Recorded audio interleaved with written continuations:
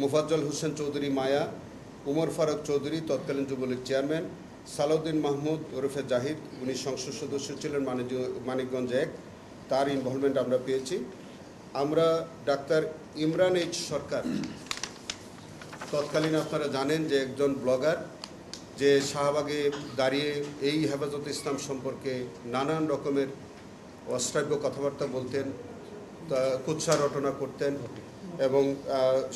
এবং তার ইন্ধনে এবং প্ররোচনায় এই হত্যাকাণ্ডটা তো পরবর্তীতে সংগঠিত হয়।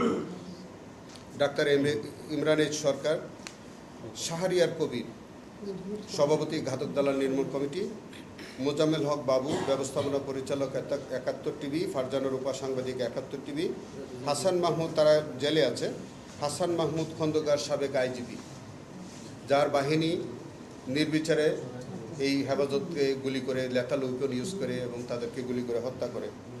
এম শহীদুল হক, যিনি জেলে হাজতে আছেন, তিনি নিজে একটি বই রচনা করেছেন, সেই বইয়ের মধ্যে হেফাজতের ঘটনা সহ সমস্ত কিছু তিনি এটাকে কৃতিত্বপূর্ণ অবদান হিসেবে তিনি তার নিজের স্বীকারোক্তি আছে তার বইয়ে। ডক্টর মোহাম্মদ জাভেদ পাটোয়ারি, এটা তার তো অনেক বিষয় এবং তার বিরুদ্ধে প্রত্যক্ষ সাক্ষ্য প্রমাণ, তার অনেক কুকীর্তি আমাদের এই তদন্তে বেরিয়ে এসছে। বেনজির আহমেদ, তার সম্পর্কে তার নতুন করে বলার কিছু নাই, যিনি বলেছিলেন যে রং মেখে সব হেফাজতের নেতারা অভিনয় করেছিলেন, সেই রং হচ্ছে 32 জন মানুষের ওই রাতেই তারা শহীদ করেছিলেন এবং পরের দিন 20 জন মানুষকে তারা সিদ্দিকগঞ্জে হত্যা করেছে।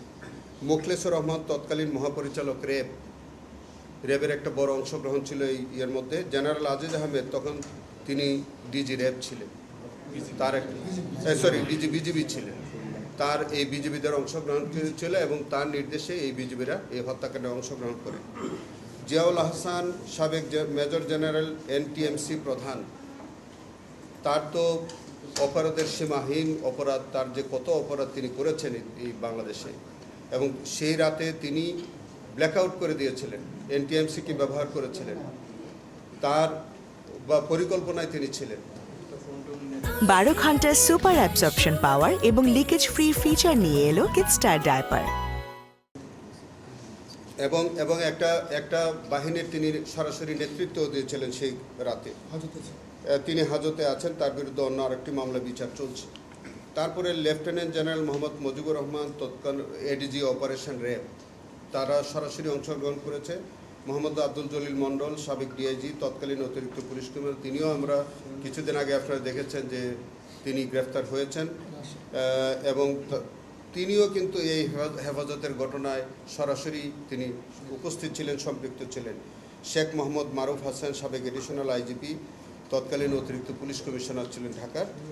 মাহবুব হোসেন, সাবেক এডিশনাল আইজি, তৎকালীন এডিশনাল ডিআইজি পলিটিক্যাল এসবি, উনি সরাসরি তাদের অংশগ্রহণ করেছিল এবং সরাসরি অংশগ্রহণ করেছিল তার সমস্ত বাহিনী নিয়ে। সেটা হচ্ছে মনিরুল ইসলাম, সাবেক অতিরিক্ত IGP special branch, Mohammad Anwar Hossain, additional IGP, Ashrafuzzaman DIG, তিনি তার সেই দিন কিন্তু উনি ডিসি ছিলেন না, তাকে তিনি স্পেশালি ওখানে এসেছিলেন। তাদেরকে আমি এক কথা বলে রাখি, তাদেরকে প্রত্যেকেই কিন্তু ওই হেফাজতে অংশগ্রহণ করার জন্য বা এই যে হত্যাকাণ্ড সংগঠিত করেছে বা হেফাজতকে যে এইভাবে নিশ্চিহ্ন করে দেওয়া হয়েছে, তাদের সমাবেশ ভণ্ডুল করে দিয়েছে, এই জন্য কিন্তু তাদেরকে BPM পদক দেওয়া হয়েছে এবং সেই পদকের মধ্যে এই হেফাজতের বা এই শাপলা চত্বরের ঘটনাটা তারা বর্ণনা করে তাদেরকে BPM পদক দিয়েছে। সো তাদের এন্টার পুলিশ বাহিনীর একটা স্বীকারোক্তি আছে ওই পদকের মধ্যে, আমরা একটা সংগ্রহ করেছি, এভিডেন্স হিসেবে আমরা নিয়েছি। MM মেহেদি হাসান, অতিরিক্ত ডিআইজি, তৎকালীন মতিঝিল জোন, মোহাম্মদ হারুনুর রশিদ, আমাদের সেই হিরো, কি বলবো, বাতের হোটেল বলে, যাই হোক, উনি আছেন। বিপ্লব কুমার সরকার, যে মহাশক্তিধর একজন পুলিশ কর্মকর্তা, তার সরাসরি অংশগ্রহণ ছিল এই হেফাজতে, তিনি আছেন। সৈয়দ নুরুল ইসলাম, এর আগে তার অন্য মামলায় সাজা হয়েছে, তিনি তার সরাসরি অংশগ্রহণ ছিল। আসাদুজ্জামান পুলিশ সুপার, তার সরাসরি অংশগ্রহণ ছিল। শিবলি নুমান সরাসরি অংশগ্রহণ ছিল। এবং তৎকালীন সময়ে এই শাপলা চত্বরটি যার হেফাজতে ছিল, যিনি হচ্ছেন তৎকালীন মতিঝিল থানার ওসি ফরমান আলী, যিনি তার সমস্ত বাহিনী সেদিন তিনি এই হেফাজতের উপরে আক্রমণ করার জন্য নিয়োগ করেছিলেন। আমরা আমাদের এই ইনভেস্টিগেশনের মধ্যে আমাদের এই হেফাজতের ইনভেস্টিগেশনের মধ্যে 41 জনকে আমরা সরাসরি তাদের সম্পৃক্ততা পেয়ে 41 জনকে আমরা সেট আপ করেছি। তাদের বিরুদ্ধে আমরা আজকে ফর্মাল চার্জ দাখিল করেছি এবং এই 41 জনের বিরুদ্ধেই মাননীয় ট্রাইব্যুনাল নাম্বার 2 অভিযোগ তারা আমলে নিয়েছেন এবং তাদের বিচারের জন্যে আমরা কিছুদিন পরে আমাদের যখন অন্যান্য আনুষ্ঠানিক ফর্মালিটিসগুলো যেগুলো আছে, যেমন ধরেন কিছু প্রসিডিউরাল বিষয় আছে, আমাদের এক্সিকিউশন রিপোর্ট লাগবে যারা পলাতক আছে সেগুলো, এবং পত্রিকার বিজ্ঞপ্তির বিষয় থাকতে পারে, এগুলো হওয়ার পরে আমরা চার্জ গঠন হবে এবং তার বিরুদ্ধে সাক্ষী প্রমাণ শুরু হবে। এবং আমরা আজকে মাননীয় ট্রাইব্যুনালের কাছে সেই আবেদনও করেছি যে হেফাজতের মামলাটি যাতে একটু স্পিডি ট্রায়াল করা যায়, দ্রুত করা যায়, আমাদের একটু সংক্ষিপ্ত তারিখ দিয়ে যাতে এটা করা যায় সেই আবেদন আমি আজকে জানিয়েছি। এবং আমরা এই হেফাজতের এই ঘটনার উপরে আজকের যে মামলাটি, এটির নাম্বার পড়েছে